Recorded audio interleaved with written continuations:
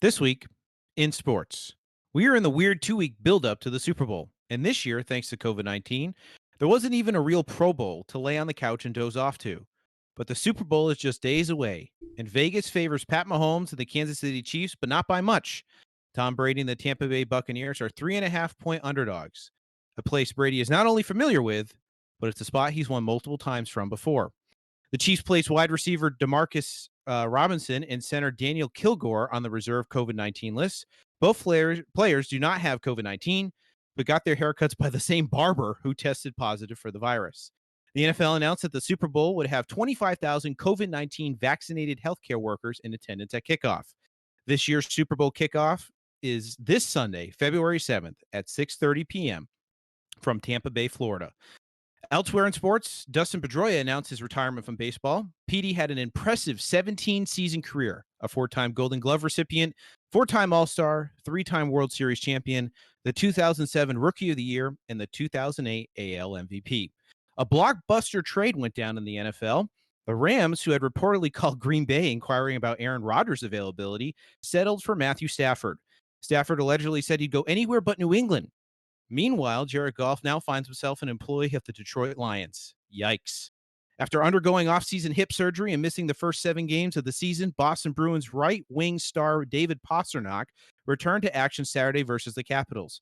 Despite missing the first few weeks of the season, Pastrnak resumed handling a full workload while skating on Boston's top line and first power play unit Saturday, adding an assist and a pair of goals Monday.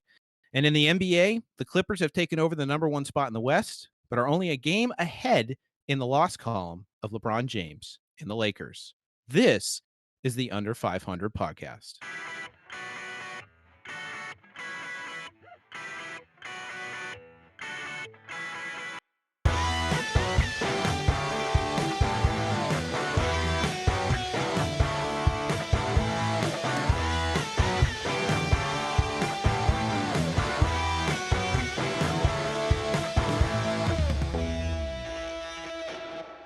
All right, everybody, welcome back into the Under 500 podcast.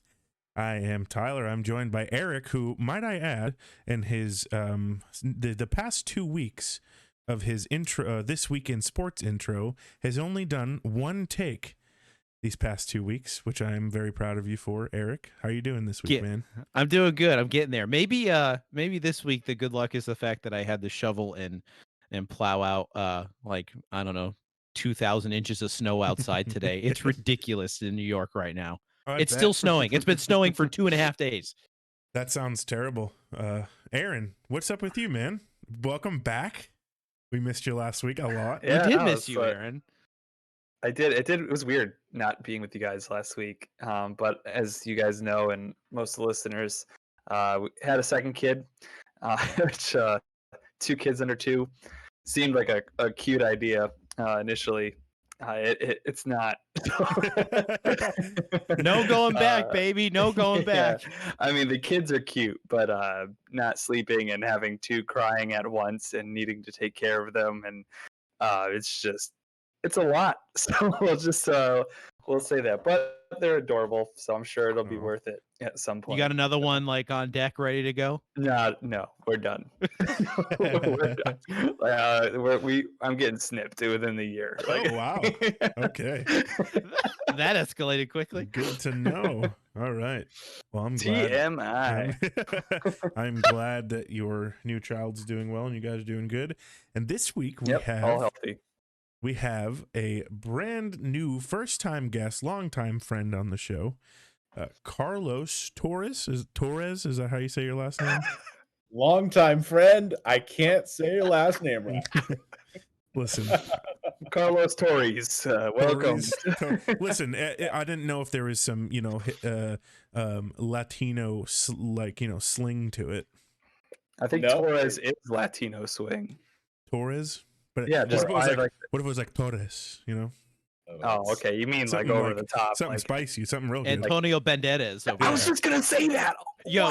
This isn't in the notes, but me and Michelle tried to watch Spy Kids as a kid. Such a horrible movie. The effects are so bad in that movie. It's so hilarious. Well, all right, anyways. Really bad. Carlos, how are you?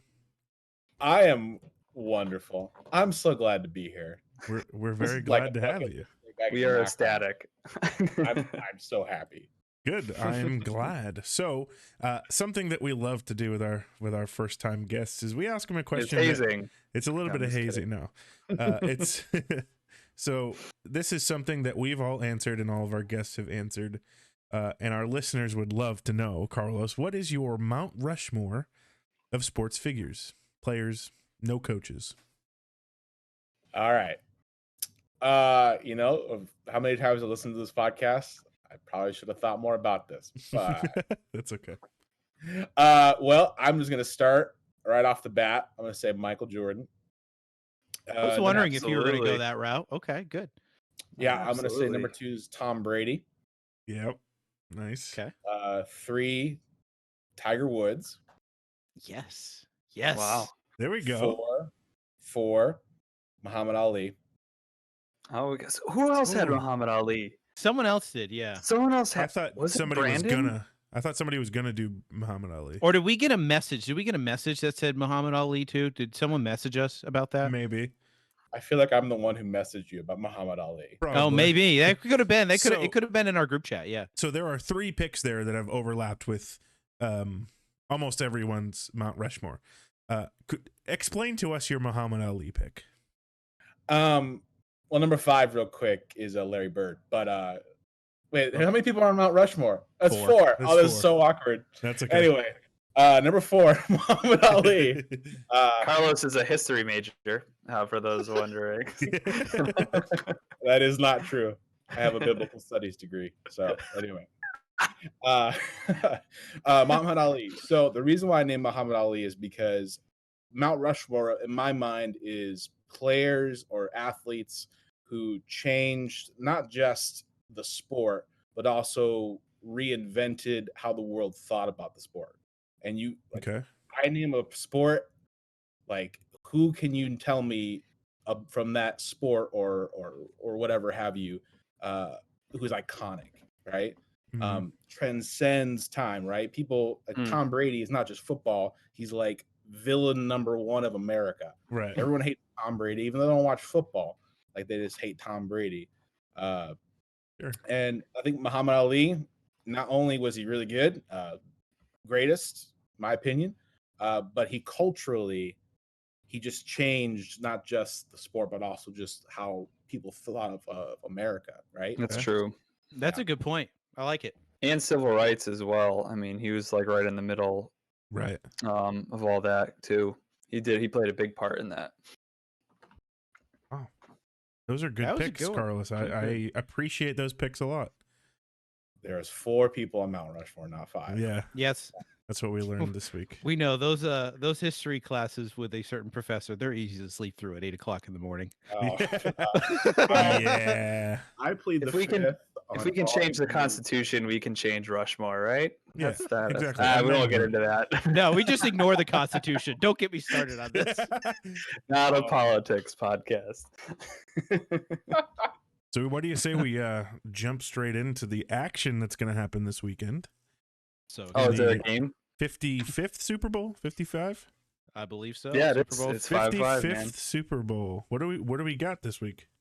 Are there I going to don't be know, any I- good commercials? Are they all going to be like COVID-19 related? Like, Oh, you know what? Get ready. That's talk about a killjoy. yeah, they're all For going to be like, commercials. they're all going Stay to all safe, wear a mask. No, I want to see Doritos like comedy commercials. all the heartfelt ones are going to be people taking their masks off and hugging each other for the first time because they got a vaccine or something. And I'm Well, not here to speak pro or con about the vaccine, but like that's going to be the theme. But I want to You laugh. remember. Yes. There's no You- Budweiser either. Like there's a few of them that have sat out because they want to raise awareness for the vaccine or something like that. Don't you think you could raise a lot more awareness being in the number one like TV event of the year annually? You're not wrong. But anyways, let's not go there because I'm going to get really mad. What were you 'cause gonna I've- say, Carlos? Oh, I'm just saying, like so I'm just putting this out there for the world. Like, remember last year, the Super Bowl, that Google commercial that was like super heartfelt? Oh Mm. yeah. Yep. Little Yeah. things. Like, that's going to be like times 10. So just get ready to cry. That's what I'm ready for. Yeah, I'm there's going to be a fully- lot of fully prepared for healthcare it. stuff. like Also, healthcare too, workers. There's going to be a lot around that for sure. Black History Month. If Uh, you're betting on Oh, commercials, yeah. it's very important. And it's Didn't gonna that happen. wait? Wasn't that Kylie Jenner or Kendall Jenner Pepsi commercial? That really odd Pepsi commercial that she did. That was like everybody was like, what are you trying to do here?" Do you guys remember that when she like No, I don't. she had Well, like a standoff with the police? or Pepsi something? had a couple commercials. They had one with like Steve Carell and Cardi B in it at the same time, That's and it odd. was like what? That's like putting cottage cheese in a taco. Ugh. And like Steve Carell was trying to do her like thing, and it was like I like, do remember that one. cringe. I do. Oh, that's cringe. I'm like I hope they paid him a lot of money because like I don't know why he would choose to do that, Ugh. but he did. Yeah, But that so happens. outside of this of the commercials, which I mean I know that's the main reason we're all tuning in on Sunday, but I want to know from all of us, what are for each person here, what are our top 3 keys to the game? Like what are the 3 big things that we think are going to be pivotal to this matchup? It could be players, it could be coach schemes, anything else that you think could affect the game. I'm just curious just to hear like what are the 3 biggest things that are going to impact this Super Bowl? Eric, do you mind leading it off? Oh no, I can't because I was thinking about this. I actually wrote some things down. One is I think that Tampa Bay cannot, whether through mistakes or settling, cannot turn the ball over to Patrick Mahomes without putting 7 points on the board. Yep. Yes. That is a recipe for disaster, and that covers Tom Brady throwing horrible interceptions. That covers not getting drives together, which again, it's football, so they probably will have to punt, but it's a recipe for you punt the ball, you're just putting 7 points up on Pat Mahomes' board. Like that's what I think. So that's number one. Number 2 is and I'm going to get to this a little bit more later, but the Kansas City's defense in the red zone. It's not good. It's actually the worst in the league this year. And I don't know, you put the Kansas City defense as the worst in the league in the red zone versus the greatest to ever play the game together and face each other. Kind of a tough little story for Kansas City. Yeah. And then number 3 is how much film has Todd Bowles watched this week? This is a really big spot for Todd Bowles. I spoke very highly of him last week. I thought that he was ready to go versus Aaron Rodgers in Lambeau Field. I thought the sacking and the aggressiveness is what you're going to need. I think you're going to need to frustrate Patrick Mahomes. I think you're going to need to get him off his pace and his little dipsy-do things that he does back there, which are really cool to watch, but you got to get him off the rhythm. You got to make them you got to make it so that Andy Reid has to start thinking, because when Andy Reid starts thinking historically and not just go with the game flow he has created, it hasn't always ended well for him. So those are my 3 keys. I like that. It's well thought out, Eric. Very, very well done. I'm interested about your to go more in depth on the defenses too, because we're going to be talking about those in a little bit. Carlos, what do you think, man? What are your keys to this game? Yeah, I think the number one, this is not an original idea because the whole sports world is talking about this. The number one for me is the Kansas City offensive line. Just kind of playing more into the fact of this defense talk we're going to come out. Tampa Bay's rush defense, I believe, is number 1. So on a rush, they are. Yep. Yeah. Their pass rush is top 5 in terms of getting to the quarterback. And then they're going up with the offensive line, who they lost Eric Fisher, which is a huge blow. I would bet $1,000 you couldn't name me one offensive lineman on the Kansas City Chiefs line right now. So that's going to be a very, can that offensive line stop that defense? Vita Vea, KPP, it's going to be huge. Number 2, is Pat Mahomes going to be the X factor that we all believe and know he is? But is it going to be enough to get it done? Because last year, this is a very similar Super Bowl to last year if you think about it. QB has a problem getting it down the field. Really good defense. Is Pat Mahomes going to be able to win it? Right. It's going to come down to that.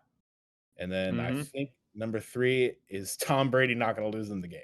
I know that's I love you, Tommy. But if you throw 3 picks against Kansas City, you're not going to win.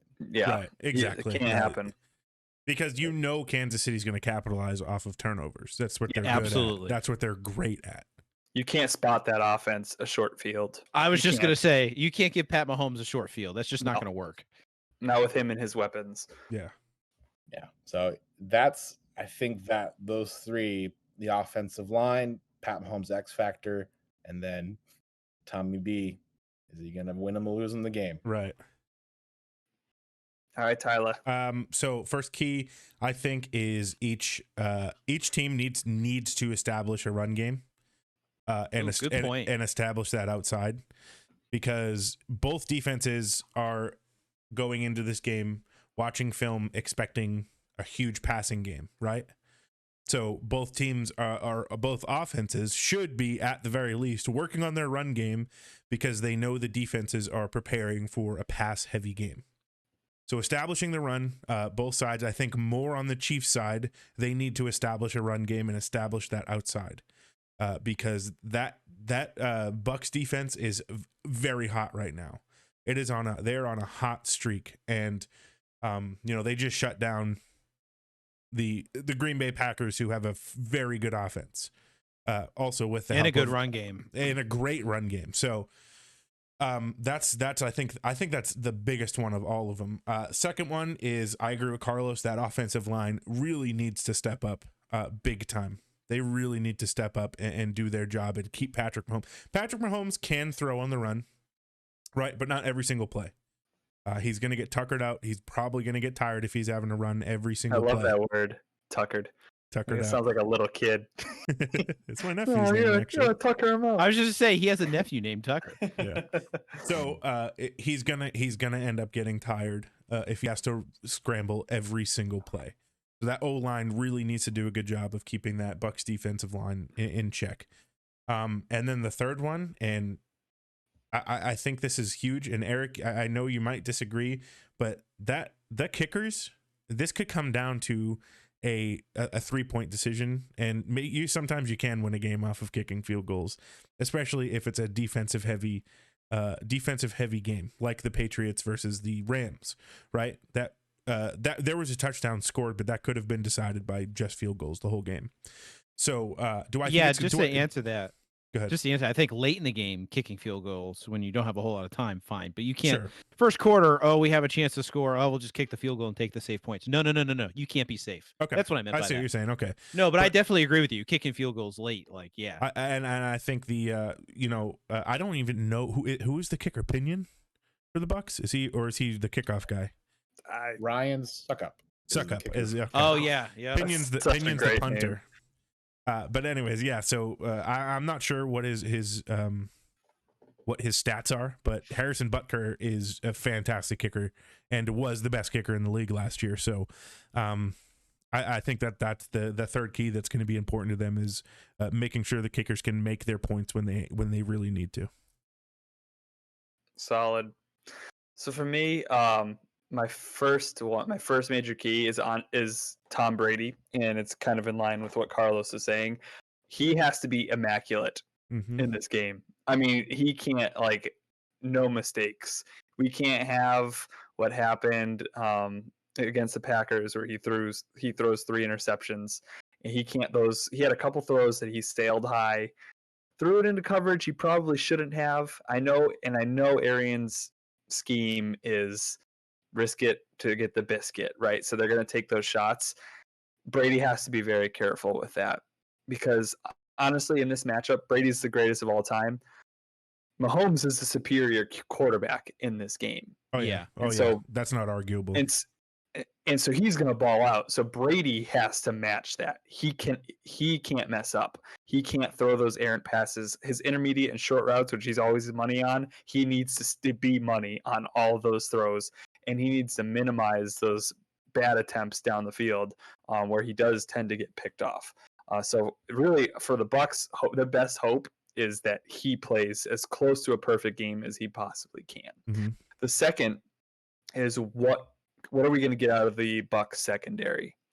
They ranked, and we're going to talk about this in a little bit, they ranked 21st in the league in pass defense, so the bottom half. And earlier in the year, they gave up a quarter to Tyreek Hill where he had over 200 receiving yards and 2 touchdowns in one quarter. Yeah. And it put them in a hole where, I mean, they fought back, but it put them in a hole where they couldn't get out of that. And now they have been, to their credit, they have been better in recent weeks and in the playoffs in tightening that up. So there was, I mean, they did play against the Redskins, Washington football team, sorry. And the third string quarterback did kind of throw all over them, which that makes me a little nervous because, I mean, you're going up against the best quarterback in the league who has some of the best weapons there. They need to play. Like, the secondary needs to be the best they possibly can. If not, I don't know how you're going to be able to keep up with them. Well, I think it's really tough for any defense facing the Chiefs offense, because if you double, triple cover Tyreek Hill, guess who's wide open? Travis Kelce. Yeah.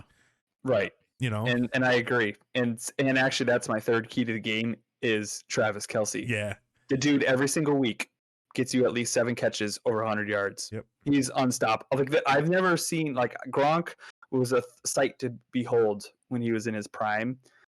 But honestly, I think Kelsey's been even more, like, the consistency he showed this year was ridiculous. I've never seen that out of a tight end. And I know the Bucs have a great pass rush. They do. And so they're going to get pressure on Mahomes.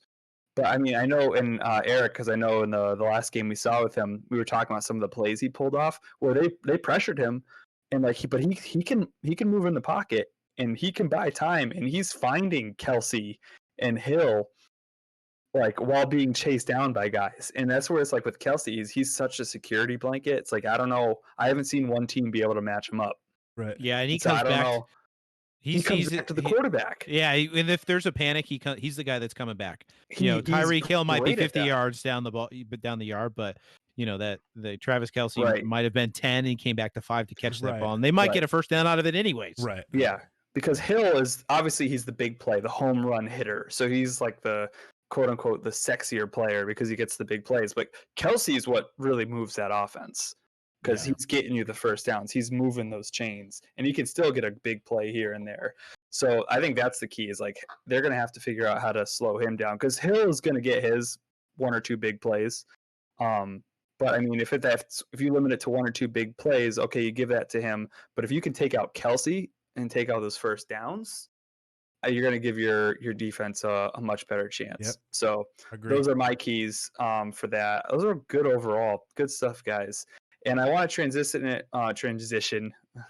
this into the defense because I want to know which defense do we trust more. I'm just going to go over some stats real quick before we open this up. But you're looking at the Bucs defense. The total defense, considering like total amount of yards they gave up, they were 8th in the league, which is pretty good. So top 10 defense there. I did mention their pass defense, though, was something to be desired, ranked 21st in the league. So they weren't that great defending the pass. And you're going up against Mahomes, which is kind of a problem. But they did, as Carlos mentioned, have the number 1 rushing defense in the league. They were phenomenal. It was actually by far. It wasn't even close. Second place was pretty distant from them. And then you have the Chiefs defense, who 11th overall, so only 3 spots behind for total defense. Passing defense, they were 14th, so right in the middle of the league. And their rushing defense was 21st overall.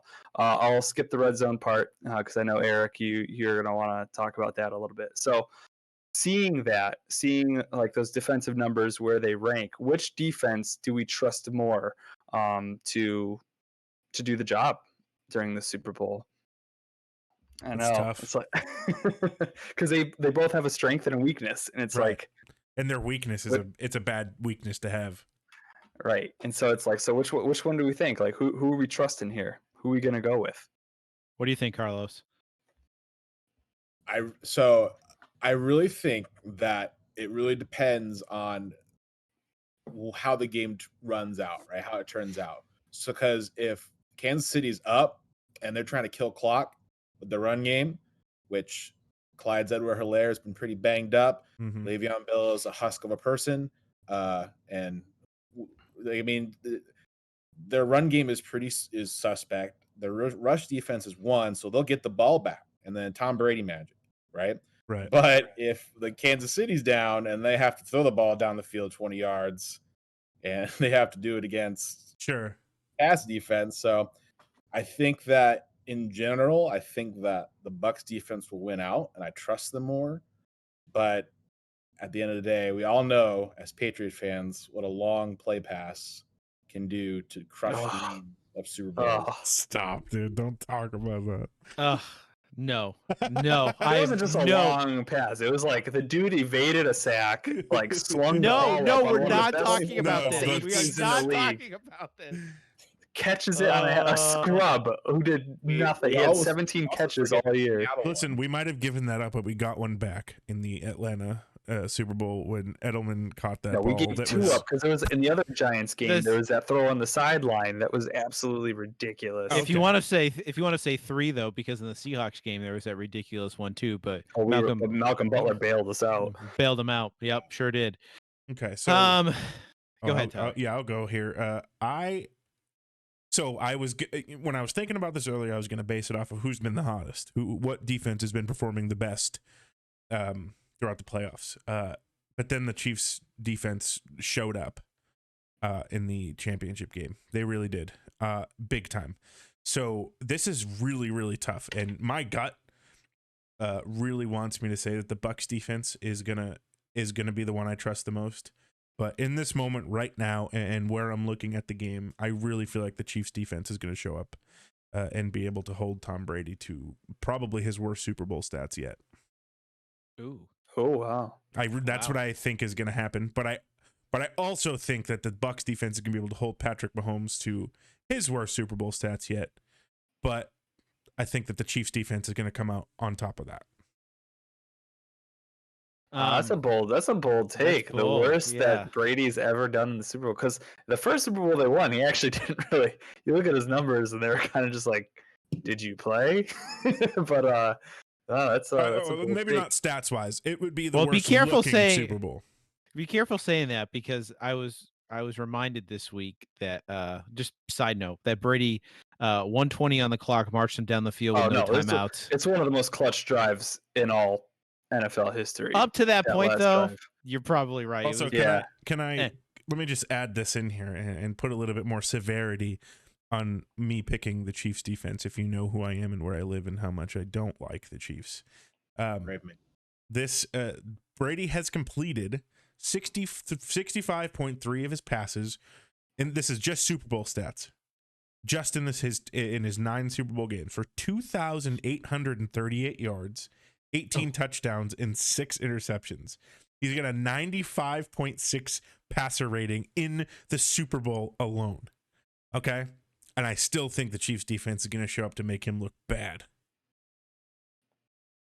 Okay. Man. I like the take, Tyler, and that it's bold. So I think that Swordson kid for Kansas City, he can play. The Chiefs. Oh, he's a baller. He's definitely one of the better can play. safeties in the league. Can I say this though? You're giving Tom Brady 2 weeks to prepare against. That's the only name I know of in that secondary. What do you mean, dude? They got the Honey Badger. Is that who else they have? Tyrann Mathieu.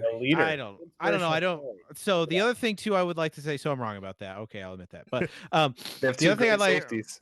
So the other thing I'd like to say is that when they showed up against Buffalo, and the more I kind of think back on it and remember that game and watch some of the highlights of that game, yeah, they showed up and they played well, but how much of that was on Buffalo not being prepared versus Kansas City just being prepared? Like, I think Buffalo was taken off their spot and then they were spiraling, and then it was just like been there before and not been there before. Yeah, like water down the drain where it runs out faster as less volume goes down the drain. Like as the game kept collapsing, the offense kept collapsing even worse and worse. So like I think that was a factor in. So the thing I was looking up is the red zone defense. Kansas City red zone defense was, as I just said, the worst in the league. 74.07%. So what that means is that I believe what that means is that touchdowns, or at least scores. It's so it's just So NFL team opponent red score scoring percentage. So if an opposing team gets into the Kansas City red zone, they have basically a 75% chance of scoring, whether it's a touchdown or a field goal. That's no good. Wow. I don't know. That's pretty bad. I don't know. I take back my hot take? 2 weeks. 2 weeks now. In fairness, Tampa Bay is only 19th. So they're like lower middle of the pack, just Right. barely lower middle of the pack. But they're at like what is this? Tampa Bay is at 62%.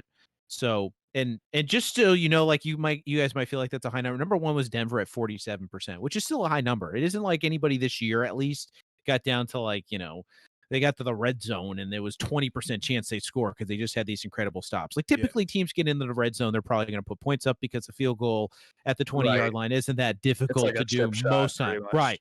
Unless Exactly. Gostkowski when you played for the Patriots, but In the later years. But yeah. I think that Kansas City Chiefs defense in the red zone is something that they need to either have been working on, because if they haven't been working on it, Brady's just going to pick that apart. Like that's easy peasy lemon squeezy for Brady. So I think you have to, as the Kansas City Chiefs, frustrate Brady. You got to get Sorensen in there and the Honey Badger in there and frustrate him early in the drive, because if he gets in the red zone and he's just picking them apart, especially if they play some stupid cover 2 zone or something like that, he's just You can't do that. he's just gonna find the Too open many man. soft spots in cover He's going to 2. step up in the pocket, find the man, drop the dime pass, and off they go. So I actually think the Tampa Bay Buccaneers defense is the better defense in this game, and I think they're going to be that.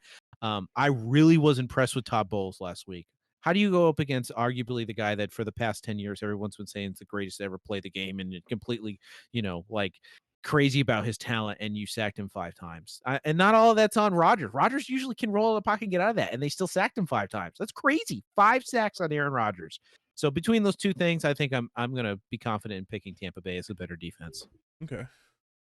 Yeah, for me, I'm not denying that the Buccaneers. I mean, they have a defense you can't sneeze at. To be number 1 in the league in the run, you got to be legitimate. They have a great front. They can get to the quarterback. They can put pressure on him. They're fantastic at that. For me, it's that pass defense, man. And normally, if it was most other quarterbacks in the league, that wouldn't bother me. But it's because you're going up against who you're going up against.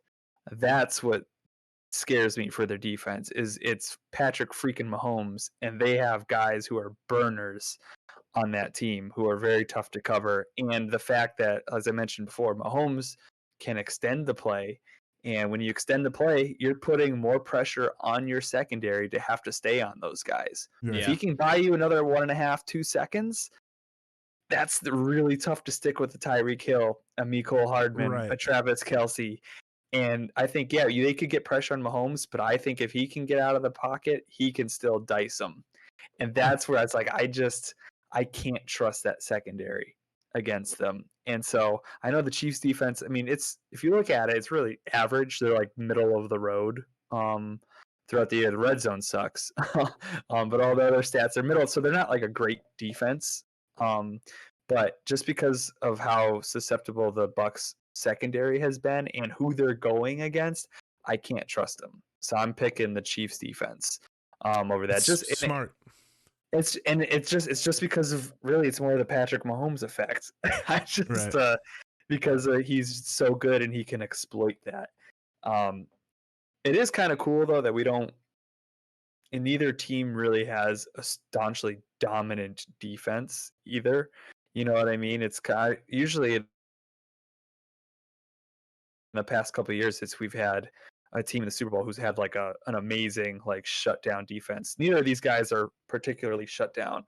So I kind of like that. They're both great offenses. So much for defense wins championship. I'm not going to get into that. Hey, by the way, just so I can instigate you a little bit, Aaron, does Tom Brady deserve to be in this game? What do you mean? Well, I mean, if he faces Arizona in that divisional round, does he win? Oh, because of the records. Oh, because the record. They probably still would have beat Arizona. I think it would have been harder. Well, some of that depends though, because Kyler was hurt near the end of the season, so I don't even know if Kyler would have. He might not have even played. Carlos, you look incredibly confused. I don't even know how that's a question. I think that Arizona is an easier matchup than Washington was. Really? It just depends. It depended on Washington Kyler. defense is very good. Yeah, I think. Yeah, but they had the worst record, so they didn't deserve to be there. I think the Arizona's offense is a lot better than Washington's offense, so I don't think it's that much of a difference. I don't know. But it depends on Kyler, because Kyler was hurt near the end of the year. He couldn't even walk.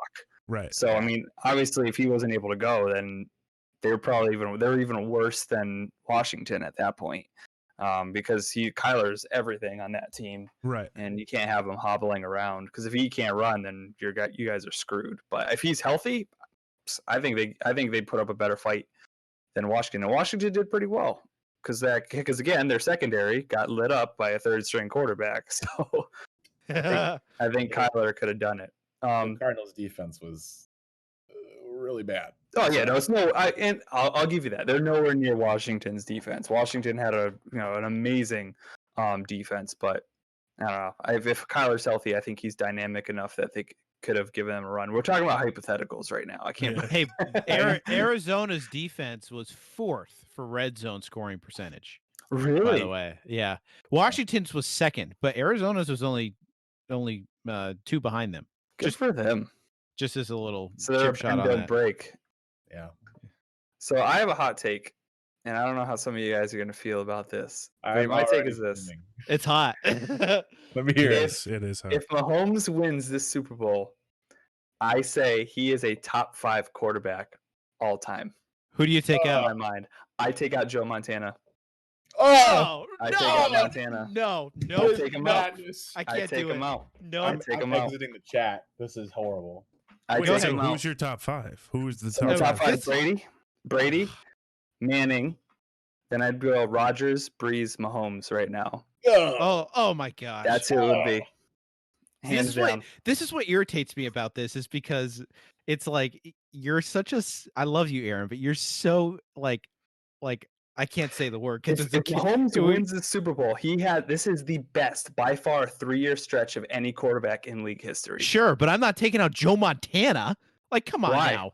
Yeah, I think you picked the wrong person to take out. He's 4 for 4 in the Super Bowl. He's got Okay. great postseason Drew Brees. stats. Take out Drew Brees. If Yeah, you're Drew gonna do Brees. Drew Brees wasn't in my top 5 to begin with.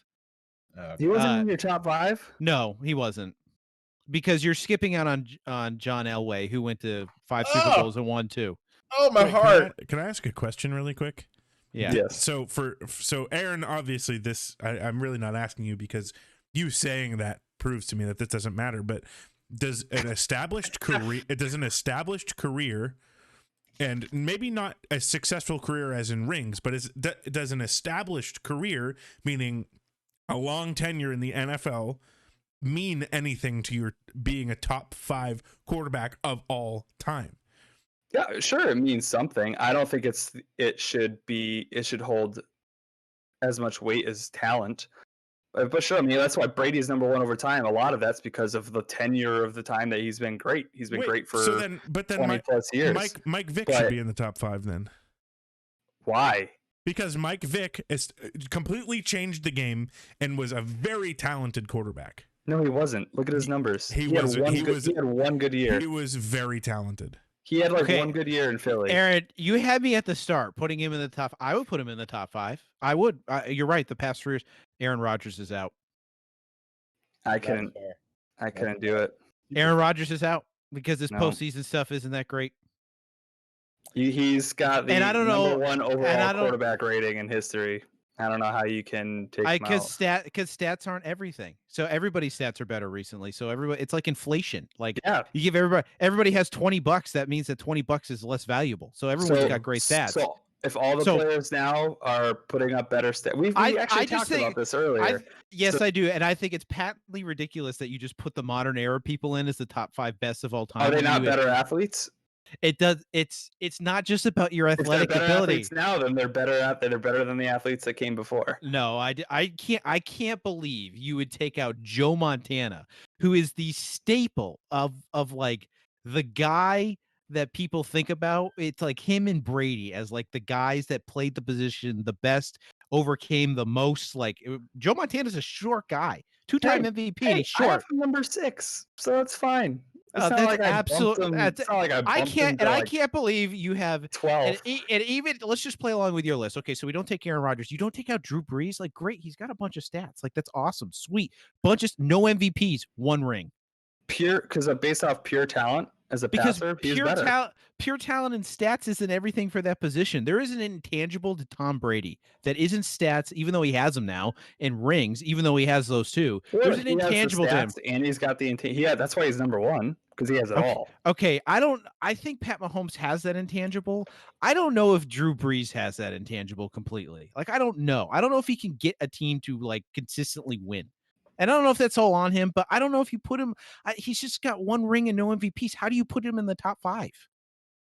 Because I've seen that dude play his entire career. He's one of the best pure passers to ever play in this league. Wow, he's got a good arm. He's a pure passer. Top 5.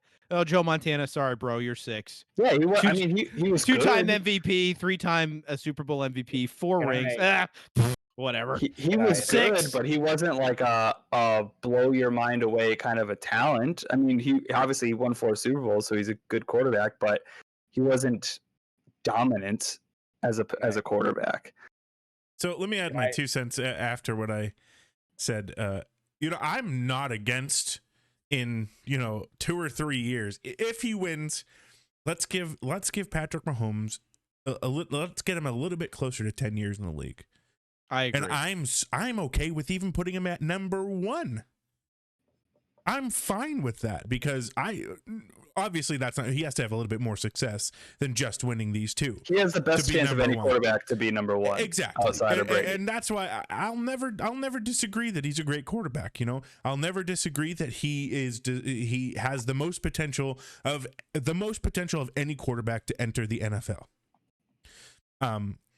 But I need a little bit more. I just need more seasons out of him. Honestly, I don't think if he wins this one, he's in top 5. But I also don't say that. I also don't disagree with you because I see where you're coming from. So like for you to say he's a top 5 in your top 5, okay, Siri, stop talking to me. So for you to say that and that's in your top 5, that's really not that flabbergasting to me. The taking out Joe Montana, little weird. Yeah, it's a little bit weird, but it's your top 5. You do what you want with it. Stir the pot. That's what it's the show's at its best when we are at each other. Like it's weird, but you know what? Do what you want. Go ahead, Carlos. Carlos, tell him what you think. Yeah, I just want to say that whenever Aaron sends me a message in the chat that my sports takes are irrelevant, I will forever. No, not irrelevant. I will forever quote that Pat Mahomes replaces Joe Montana as that is. Oh yeah, that would be a correct take. So I wouldn't be opposed to that. It's a hot take, but I don't know if it's a correct take. Yeah, I just want to say that if like football and basketball are like 100% different in terms of like top 5, because stats do mean a lot in basketball, I think. But for football, I mean, like in 1959 when Johnny Unitas was QB, like they ran the ball like all the time. Like how the game changed is the play is just changed. Like if you throw for 4,000 yards, it's an average, QB season now. You're expected to do that. Like Johnny Unitas threw for 3,000 yards and he was the Messiah, right? I think that the real question is if X QB was in their prime, who would you rather have over Pat Mahomes? And if Peyton Manning is in his prime and we gave Peyton Manning a good defense and Tyreek Hill and Travis Kelce, how many Super Bowls does Peyton Manning win? That's a good point. It's a fair point. Well, Peyton Manning's number. He's my number 2 all time. I think Peyton Manning is incredible. If it wasn't for Tom Brady's stellar career, and if there was no Tom Brady, Peyton would easily be my number 1 all time. He's phenomenal. But I've seen Peyton play for his entire career.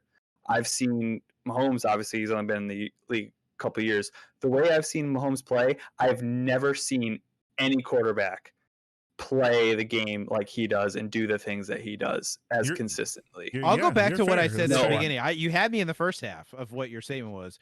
Like, honestly, this Pat, I'm totally with you. I've never seen anybody play like Pat Mahomes. He's got crazy talent and he's got that thing. I talked about it last week, like where there was fighting on the field and he's telling all the players to get back on the side. Like that's the thing. Like he definitely has that. Okay, so put him in the top 5. Taking out Joe Montana. Yeah, Pat Mahomes is an alpha. It's just a little weird, Aaron. It's just a little weird. And and I might be just hot on the See on ya, the on Joe. the. See you, Broadway.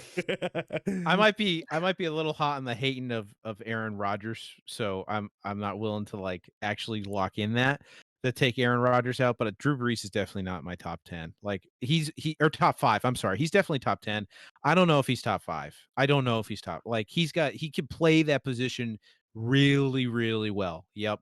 But does he have all the other? I think there's a ton of other elements. And you mentioned Johnny Unitas, Carlos. I was kind of doing a little research on him recently because I actually this conversation we wanted to have weeks ago, and I'm kind of crazy that we're having it now. But we actually need to sit down and have this one. And what you said is true. Like he reinvented that sport. So, like, yeah, or that position in that sport. So, like, yeah, he didn't throw for 4,000 yards every year, but in the 60s, 50s, and 60s, he's throwing for 3,000 yards a year. That's like what I said about oh gosh, what's his name? The baseball player. Why am I blanking out? Babe Ruth. Like, yeah, Barry Bonds is the best to ever do it, but Babe Ruth was doing it. What did we say, era when when they were smoking, drinking beer, and eating fried chicken? Like they were just doing it in a different era, and he was doing it They on had the no same nutrition. level. Like he had a No, and that's why barrel around. for me, Babe Ruth, the reason he would transcend any and rank above any modern day players is because he was putting up the numbers that these guys are putting up now. Like, so it's like, yeah, no, he deserves to be in that category because his numbers are there with the athletes we have now. I have no Wait. problem saying that. Wait, but can you tell me the average fastball of a pitcher in 1930? No, Yeah, it was like 79 to 85. Okay. really? Yeah, yeah, it was slower. Babe Ruth would strike out 10 times out of 10 versus Clayton Kershaw. Oh wow. Yeah. On the So post- yeah, never mind. Then I stand corrected. He I have- lowers then. I have some crazy news. I just want to put this out here. I actually agree with Aaron. What? So my mind is I'm thinking if I have a team, all things being equal, right? Like same offense, same defense. Like, am I picking Pat Mahomes or am I picking Joe Montana? Not counting Super Bowls, not counting anything else. Am I picking Pat Mahomes or Joe Montana? I think I picked Pat Mahomes. Yeah, it's I wouldn't even blink. Like I'd be like, "Who's Joe? Get him out. Get Pat in here." Like it'd be that easy for me. I feel dirty to say that, but I do. That part I agree, but there's That's how I go with my top 5. I'm like, who's the best? Who's the guy who I would is like without a doubt would take? It's him. Like, Tyler, Joe can I can ask what walk. the reaction was just now? Yeah, actually, we'll get to this later, but Aaron, this rip to your fantasy basketball team because Yeah, I know. Van Fred Vliet Van scored Fleet 54 just scored points. 54 points. Yeah, no, I just saw get it. Jacob just messaged me, and I'm just like, I 54. was googling it, and I was Whoa. like, son of a gun. That's a So game. I want to get Yeah, to the he top won. 10. I want to get to the top 10 quarterbacks in like one of these later on segments. Oh, that's gonna be a When- whole show. I think it needs to be a whole show. I think there's a lot of elements to this. Top 10 would be fun because, yeah, that'd be a fun one. I'd enjoy But that. we have a Super Bowl that we need to make predictions. Yeah, we got in. predictions. Me and Tyler kicked the can down the road another week and made Jacob pick the Chiefs and decided not to make our predictions. So let's continue to do that. Let's make the guest pick first. So Carlos, what do you who's your pick, baby? So I, as a Pats fan, as you all are Pats fans, I'm very sensitive to a offense that is really good but has a bend but don't break defense, and a average QB but has a very good pass rush and very good rush defense. I'm talking about the Giants versus the Pats. Yep. I'm picking Tampa Bay Twice. because I know what that feels like, and I've seen this story before. I think it's Tampa Bay. It's 25-21. Ooh, okay. It's a close game. Oh, it's gonna be a nail biter. For me, I know who I want to win.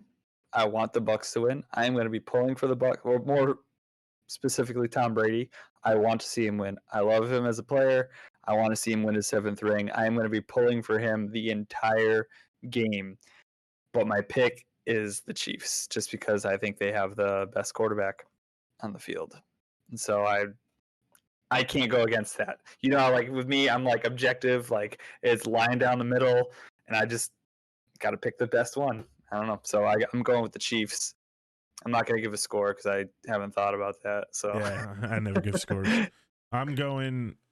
Oh, this is tough because my head says Chiefs all the way, but my heart says Tom Brady, baby.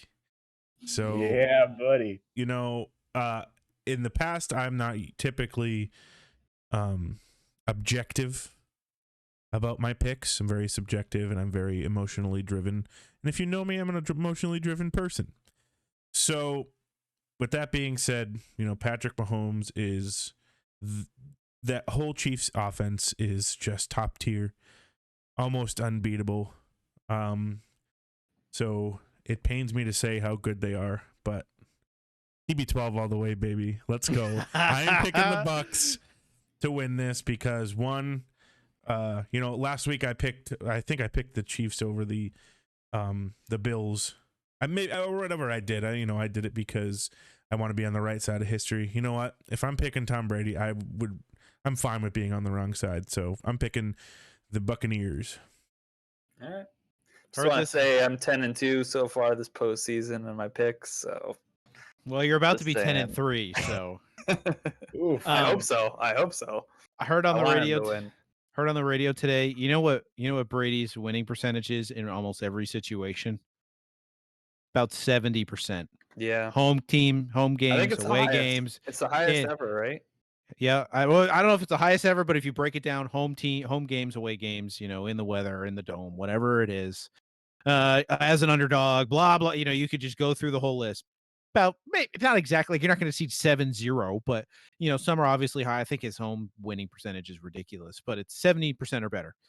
He's in his That's incredible. But the And his Buccaneers are 10th the away team correct in their home stadium. in their home stadium. Yes, they are. They are I the I think away it's team. very. Tell you what. I just thought that's funny. But Tell you they what, are. that helps. That helps. So Brady, if he wins the Super Bowl, will have a 70% winning percentage in the Super Bowl. In the Super Bowl. Yeah. So I just think I think water. What's the phrase? Water finds its balance or whatever. Like it finds its whatever that whatever I'm trying to. I know. I get what you're saying. Whatever that thing. I think. Right. I think you could statistically you could look at everything and say it would be absolutely dumb to pick the Tampa Bay Buccaneers. What the run the Chiefs are on and everything they're doing is absolutely insane. It might become like I think kind of like the gold standards of runs are like that the 49ers in the late 80s, early 90s, or like the mid 90s was the Cowboys, and we don't have to talk about Troy Aikman and anything, but just in general, the Cowboys, they went on that crazy run. And then the Patriots 01, 03, 04, like these runs, right? I think that Kansas City's in one of those runs, and I have no idea when it's going to stop. So I think that it would make logical sense to pick them. But I have decided that I am never I am never picking against Tom Brady again. I did it again this postseason, and like a fool, I was wrong. And I remember one time a couple years ago, I said that, ironically, I said that Phillip Rivers was going to come to New England and beat Tom Brady. And I got booed because I thought for sure like the Patriots were just this fake team, and I just didn't count into the Tom Brady factor. And he was phenomenal. So I'm not picking against him anymore. And if that means I'm wrong, so be it. It's okay. He's my favorite. And I'm not going to try and be objective. He is subjectively my favorite player ever in all of sports, and that'll probably never change. I'm picking my boy. Here we go. That's loyalty. I love it. Can I give us a nugget real quick? Yeah, go ahead. Move on. I'm not a betting man. But if I were, oh, that's good. I would Oh, very man. consider heavily investing in Travis Kelce for Super Bowl MVP. Interesting. Just yes. considering. I right? would look at the odds. And Do you think we should invest in GameStop? too late for that, my friend. It is way too late for It that. is way too late for that. Check your state and local laws for gambling, of course. But if I were a betting man, I would look very. He only needs is like 120, 130 yards and 2 touchdowns, 11 receptions, and it might happen. Okay. Man, if only you were a betting man. Man, that's a Yeah, shame. if only. Football. Only fantasy football. My wife will kill me forever. If my wife finds out that I put so much as 1 red cent on any game, she'll be, what are you doing? Ooh. But anyways, trade rumors. We want to talk about some quick NFL trade rumors or Yeah, we can do it real trades quick. and trades in general. Yeah, we're gonna Because go obviously through there's that blockbuster that went down. But before that, the Deshaun Watson trade rumor mill keeps like flying around, and there was something that got reported Mhm. today by Bleacher Report that said that the Houston Brass are not even entertaining any trade talks. Yeah, Like, they this don't is want to just get rid some of him. it's just some media story that it's blah blah blah. But we're not trading him. So if you're Watson, what do you do? They're not trading you. He said he's sitting. He's come out So and said he's is not there? going to play. So on the flip side, is there anything that Houston can do, that could make them want to play? Make him want to play? From No. what it sounds like it sounds like their relationship is just that far gone that there's no chance. He just wants out. That's what it seems like from everything I've been reading. Yeah, there's a good chance he's probably not going to play if he stays. Yeah. And he Gotcha. loses like, I think it's like 600 something thousand a game. Yeah, but Like, he's just won't get paid. probably willing to do that. That's crazy, man. I couldn't imagine that. It's like, I'm just gonna not Yeah, get but paid what do you millions of think dollars. Houston's asking for him? I mean, my goodness. If you look at the Matt Stafford trade, and then you're a team wanting Deshaun Watson, who's probably a top 5, top 10 quarterback in the league right now, you're like, what do you offer them? Like 3 Your first-round soul. picks? Well, and with the contract you just signed, like having to absorb that's Yeah. another. They still have to pay some of that contract if they trade him. So it's Yeah, ugh. it's a messy situation. And then as far as the blockbuster trade, obviously Goff went to Detroit, Stafford to LA, and he went for 2 first-round picks and a 3rd-round pick. Who do you think, real quick? Who do you think won that trade? Like from LA. that? Yeah, that's my take. And I think LA won big time. Oh yeah, Yeah, without question. I was like, is this a serious question? This is like when I asked if Shaq won any I was rings. wondering. That was so funny last week. I was like, is Eric serious? Does he not know he won? He has 4.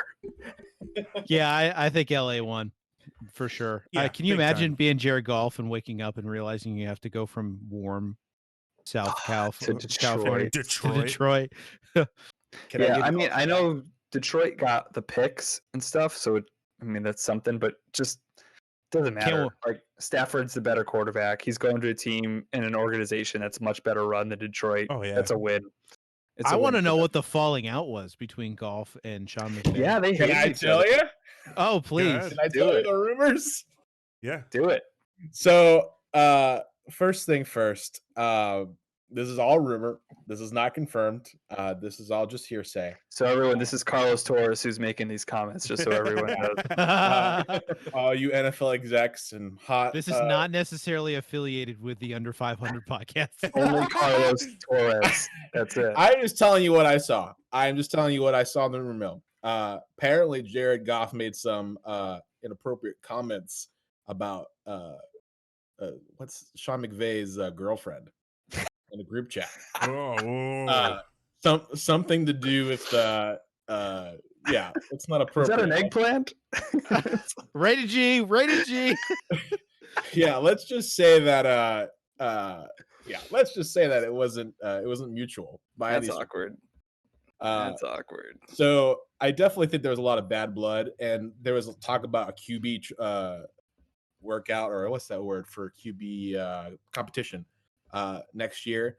So if I'm Jared Goff, I put my body on the line. I got a broken thumb, and now I gotta. You're competing with a guy who looks like Ed Sheeran. like It's like Wolford, like, you know what I mean. Yeah. Second thing is, would you like to know what Jared Goff has cost the LA Rams, real quick, in Ooh. terms of picks and money? A 2016 first rounder, 2017 first rounder, 2016 second, another 2016 second, a 2016 third, a 2022 first round pick, and a 2023 first round pick. Plus, they gave him $134 million. oh my goodness. That's a lot of money. A lot of picks. It's a lot of picks. Yeah.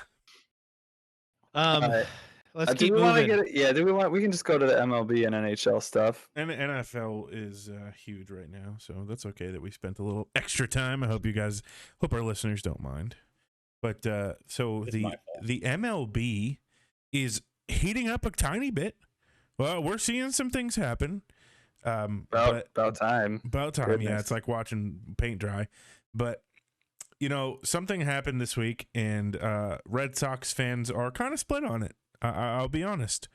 Dustin Pedroia, the longtime second baseman of the Boston Red Sox, decided he was going to retire. And Bye-bye. if you asked me, it's long overdue. But let me just read you from 2008 to 2013. Dustin Pedroia was ranked number 1 in wins over replacement with 34.8.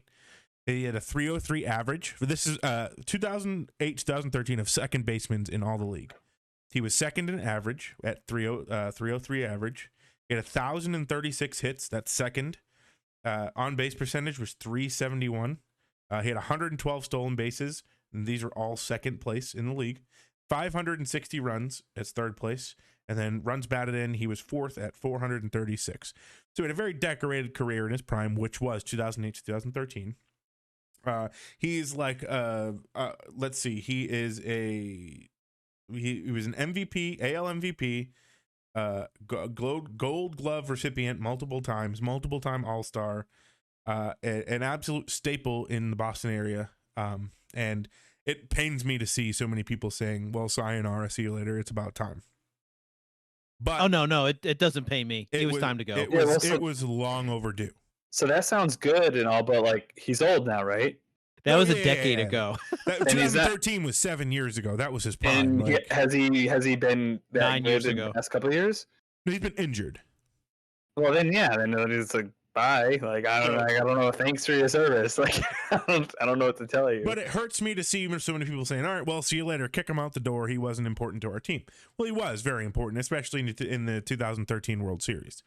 Yeah, but that was like 7-8 years ago. No, I 9 know, years but it ago. hurts me to see people just kicking him out the door like he was just a used rag, like that he didn't matter to the organization. But he very much mattered to the organization over the past multiple years. Yeah, but not for the past several. I mean, yeah, I'm sure he mattered then, but he doesn't matter. And we know that in sports, this is a cold business. It's like, hey, what are you doing for me now? You're nothing, so gotta go. Yeah, I feel like the Red not- Sox have been very rarely like on the right side of good trades and good retirements and people just in general moving on. Like I'm still mad about Lester, them not signing Lester. Yeah. Like that still ticks me off. The Mookie Betts trade or the Mookie Betts letting him walk and getting signed in free agency like that. I don't know, that still kind of irritates me. This is one that I felt like it was time. Like it was, and I don't mean that like he said filthy rag and out the door he goes. I just mean like Right. It's not played- disrespectful. It's just he played really go. well. I remember. Do you remember Graham Pegg? Of course, Tyler, you Yeah, remember. yes, Graham Pegg yes. was a huge Yankees fan, but she used to say there's two things about sports. You remember her saying she used to say that she loved Dustin Pedroia because he couldn't keep his jersey clean, and she loved Jimmy Garoppolo because that boy was cute. Well, I mean, she's not wrong. She is not I mean, wrong. He's a beautiful man. So, but all this to say, yes, it was time. It was long overdue for him to retire. I'm not saying he shouldn't have retired, and I'm not saying people shouldn't think that it is long overdue, but I think that he deserves a little bit more respect. If I'm around, not just in Boston, around just from his stats, that's really good for a second baseman. Those are very, very good stats to be first, second, third, and fourth in every category that matters among all second basemen in the entire league for 8, 9, 10, 11, 12, 6 years. Sorry, I counted my fingers. I'm slow. But, he was a massive talent. He bled baseball. He was an absolute stud, and I will miss him on the field personally, but I also am very glad that he has decided that it is his time. He's Jason Varitek-ish. He's not like in his big run. You know, you think about Jason Varitek was a huge guy, right? for but he wasn't Pedro, he wasn't Manny, he wasn't David Ortiz. Right, sure. But he was always there. I felt the same way about Pedroia. Like he wasn't David Ortiz, he wasn't Lester. He Sure. wasn't Papelbon, he wasn't Koji Urahara. He was but he was there. He was always there. He was consistent. Yeah. What's your legacy? I was there. And fairness though, when he was there, he was putting up crazy numbers. So, but he was just consistent. Sure, he was a consistent player. He was. So that's Jason really good. Varitek was a terrible hitter, but he caught 4 no-hitters from 4 different. That's because he knows how to call a game. Yeah, 100%. He was smart, and that's why he's still in coaching. And that's something that I hope Dustin Pedroia does. I love seeing former teammates becoming managers or assistant coaches in the organization. As much as I hate Aaron Boone for so many reasons, Aaron Boone, I hope he, I don't know, can never coach again or show his face on TV again, because I cannot stand that guy. Not as a person, but anyways. But Aaron Boone was a player for a long time for the Yankees and becomes the manager. I love stories like that. I think that's great. Play for the team you coach for the team you love. You know what would be a good ending to that story? He never wins anything. He's on that route right now. But anyways, so yeah, Dustin Pedroia, good for him. I'm glad he retired. He was great to watch. Now let me just ask you guys this question. If this happened in the NFL, what would you say? So a player in the MLB got traded, and he is considered the very best in his position. Okay? He was on the Colorado Rockies, and he was traded to the Cardinals for him. He was the trade, and approximately $51 million being sent with him. Okay? Okay. And then the Cardinals give up a left-handed pitcher, an infielder, another infielder, a right-handed pitcher, and another right-handed pitcher. None of them are any good. None of them are remotely going to be good players. They are serviceable, maybe. So you're saying, what if this was in the NFL? If this was in the NFL, what would your reaction to that be?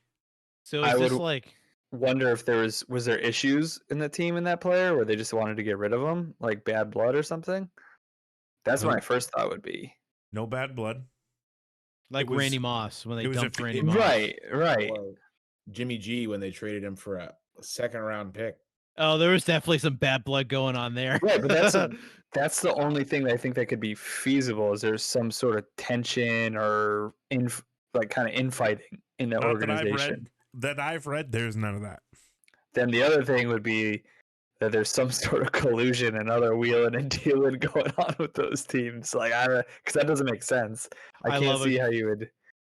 I love a good case of collusion. They did not receive a legitimate headliner in return. Like 0% of the people that they got in return was any good. So this is Nolan Arenado of the Colorado Rockies. Going on underneath that, there has to be. But maybe he's sending inappropriate text messages about the manager's girlfriend. So I don't know, and I haven't seen. It's got to be something. I haven't seen this, but listen to this. Arenado's contract. Do you know what it included? It included an opt-out clause after 2021. Oh, that's why they know they can't. They know he's not going to resign, so they're ditching him and trying to get the most for him, which apparently is just a bag of balls. But but still, this is bad.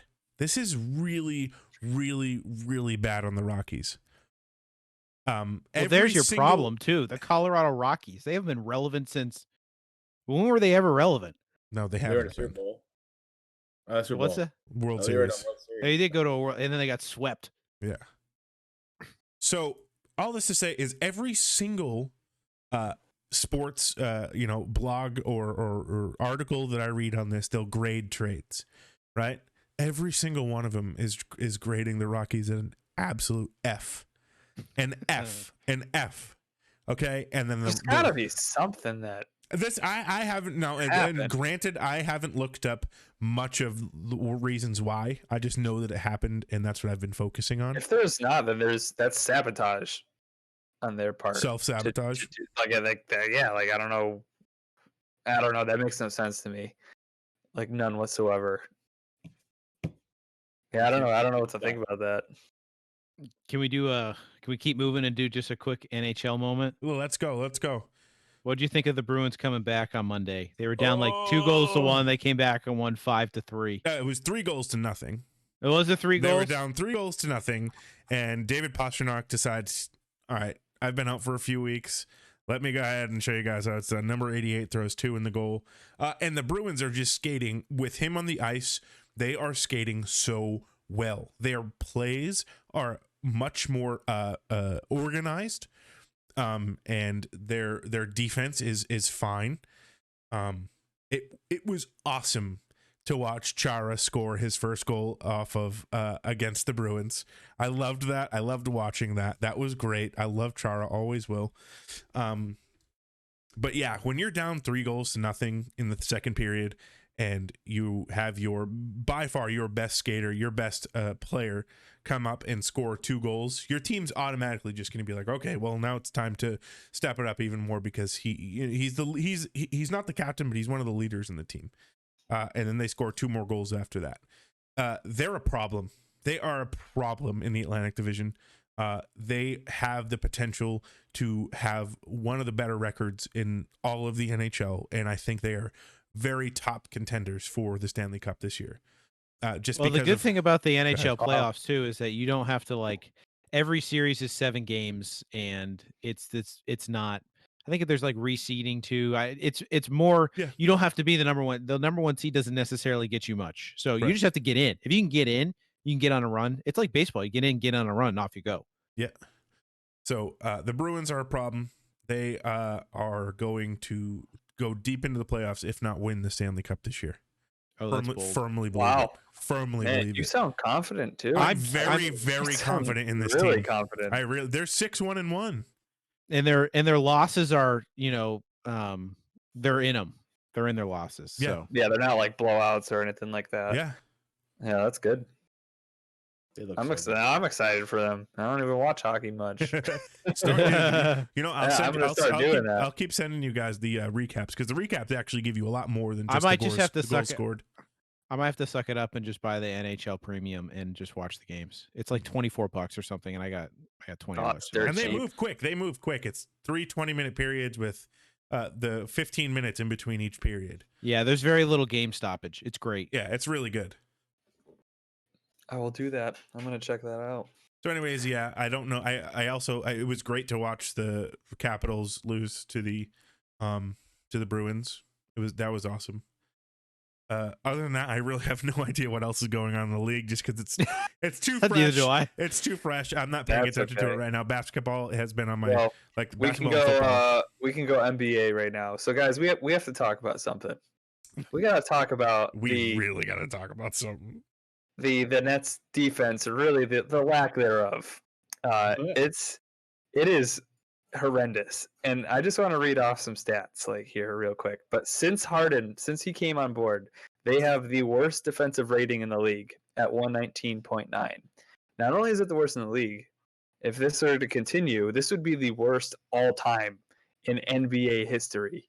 So this isn't just a bad defense. This is the worst defense ever. They're giving up an average of 117.7 points per game this year. And just in their last 3, they've given up an average of 134, which is 134 points per game that they're letting up.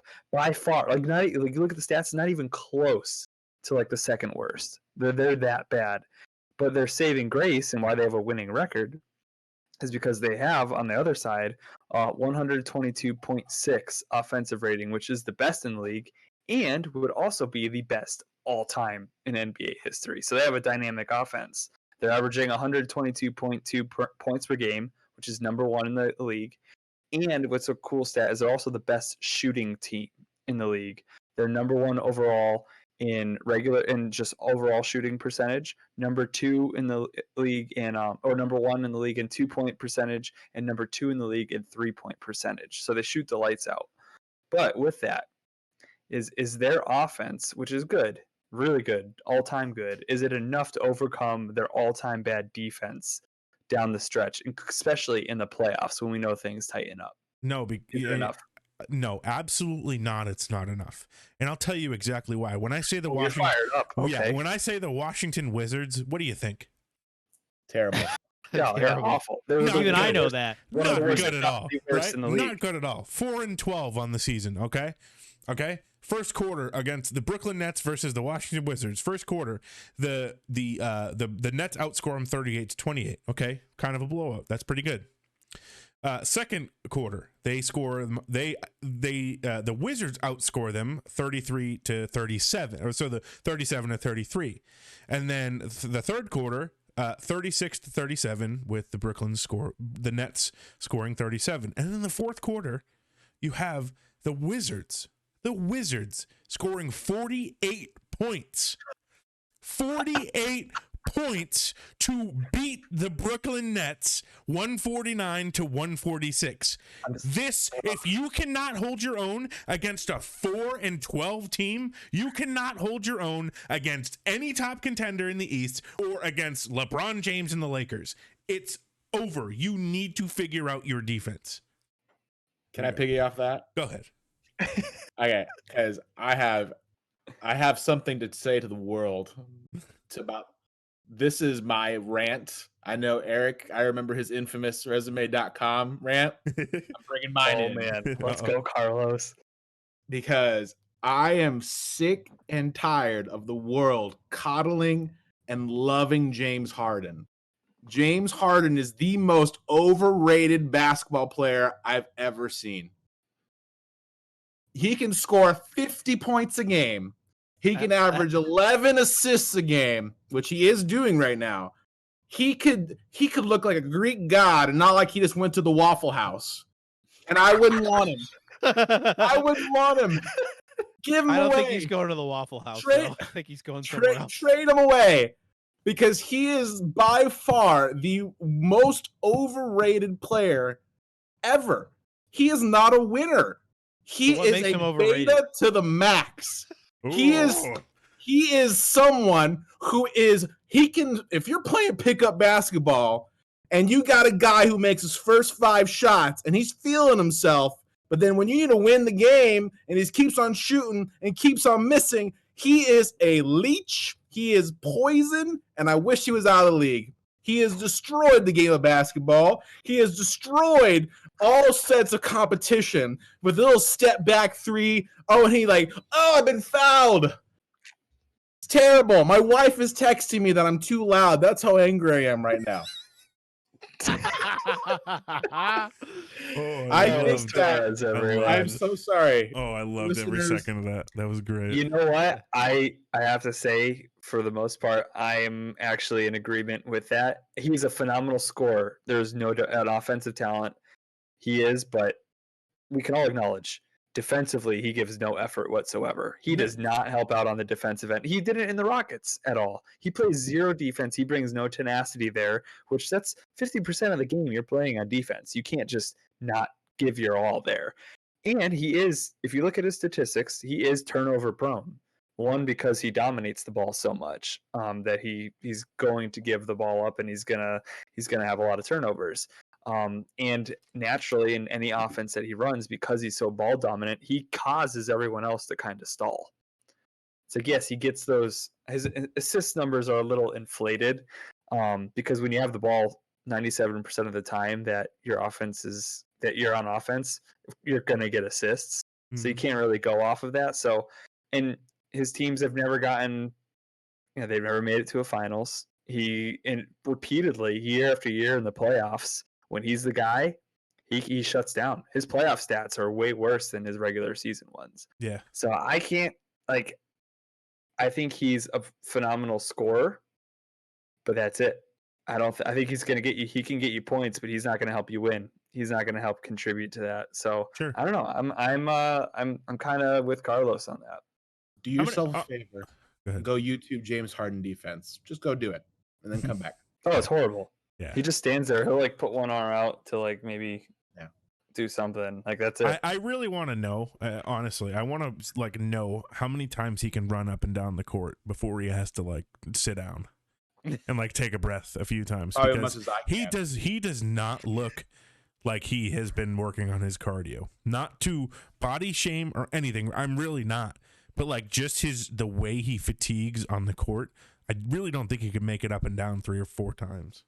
Is it fair to is it like wrong to body shame? I'm not trying to body shame, but like to even say that about an athlete that's not able to do their job. Like I don't know. In my job, if You're getting paid millions of dollars to be if in my shape. job Yeah. if my job is paying me to replace splitters for coaxial signal and I don't, and someone says you're not replacing splitters, do I get to say, well, you're just shaming the way I do my job?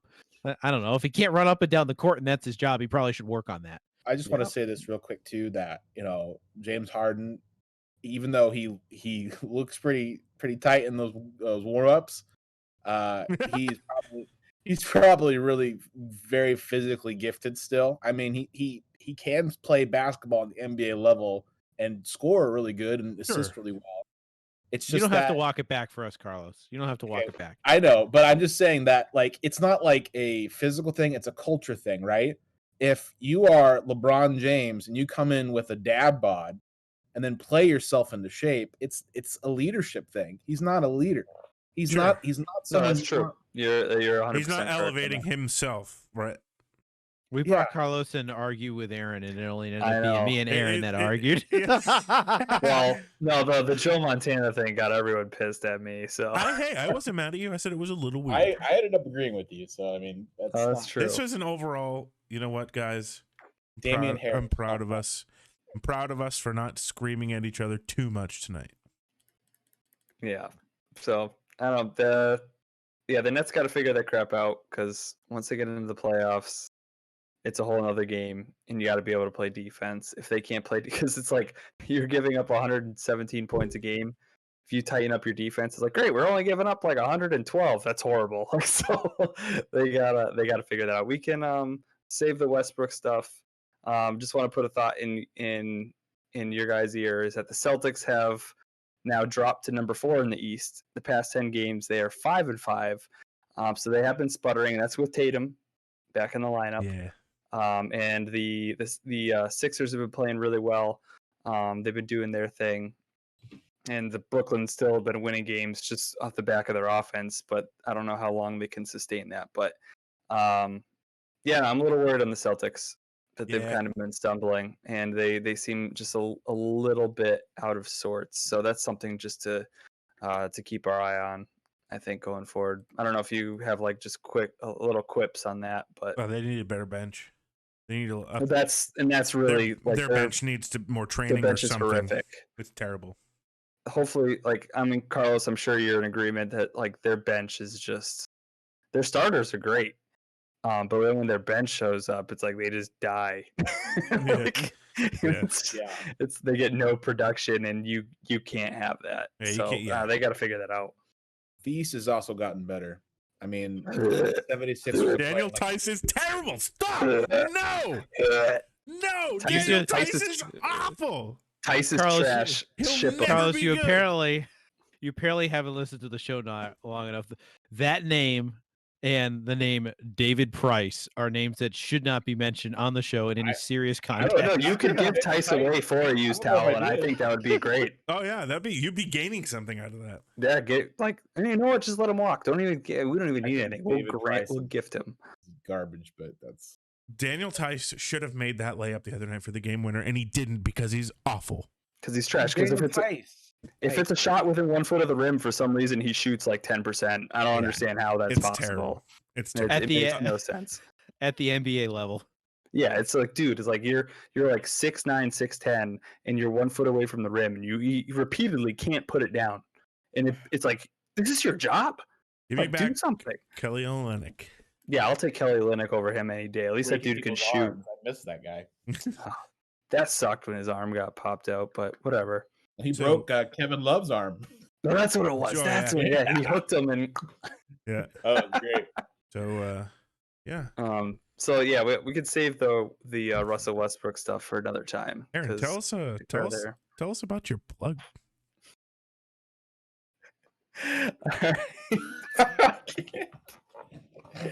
Anyways, thank you guys for listening today to us. Hopefully it was entertaining. Hopefully it didn't take too much of your day. If you want to support us, because we want your support, we're trying to make some money here, get some sponsors. Be sure to follow us on Apple Podcasts, Spotify, YouTube. Share us with your family, share us with your friends, coworkers. Let them know about the content that we provide you that you love. And subscribe. Give us a follow. Follow our Instagram at Under.500 Podcast, and we have a Facebook page. We post weekly content that you can engage with, asking questions. If you want to send us a DM on one of those pages, feel free of topics you'd like to hear us talk about. Just give us kind of reviews. Let us know how we're doing, whether good or bad. Preferably not as many bad things. That'd be nice. And yeah, just let us know what you guys think of us, and give us any of your topics. And we appreciate you guys listening. It's been really fun doing this. I'm sure all the other guys can attest to that. Yeah. And Carlos, thank you so much for joining us today, man. Hey, It was fun having you on. thanks so much. I'm so happy you guys invited me. I'm glad you came on, man. It was a good time. Good time. So Yeah. we usually have the guest close out by telling all of us how amazing we are in different ways. But no, I'm just kidding. Well, But that'll be off camera. But yeah, we'll see all of you guys next week after the Super Bowl. Have a great weekend. See you, Have a everybody. great week. hey, see ya.